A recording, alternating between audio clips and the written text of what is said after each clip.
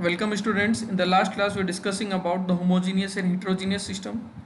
So what is homogeneous and heterogeneous system? Based on the phase change, a system may be classified as a homogeneous or heterogeneous system. It's all depend on the phase. So a system consisting of a single phase is called homogeneous system. Okay. So single phase means the example are the ice, water, dry saturated steam, etc. etc. Okay, so the system is in the single phase only. If it is ice, so it remains in the ice. Okay, if it is water, it remains water. So that is known as homogeneous system. What is heterogeneous system? A system whose mass content is not uniform, non-uniform throughout, that is, it consists of more than one phase, is called heterogeneous system. So the mixture of ice and water, mixture of water and gasoline is the example of heterogeneous system. Now let us discuss the another topic, that is state. What is state? It is the condition of matter with respect to structure, form, constitution and phase. So it simply provides the detail of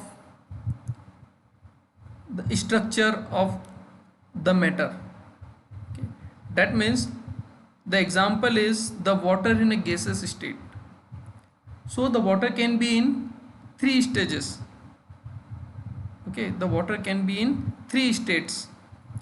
First is it could be in solid state, it could be in liquid state, it could be in vapor space or gaseous space. So state, sorry, instead of state I said space. So this is known as state. Now let's discuss property. What is property? So property of any matter can be defined as it includes any trait that can be measured. So property is defined as the characteristics of any object is known as property. So characteristics of any object, I mean here by the object's density, that what is the density of that particular object, what is the color, what is the mass of that particular object, what is volume of that particular object, length, malleability, melting point, hardness, order, temperature, etc. So these are all the characteristics of a particular object. So this explains the property of the matter. So this is known as property of the matter. Now let us discuss the process. So the process is a series of actions or steps taken to achieve a particular end.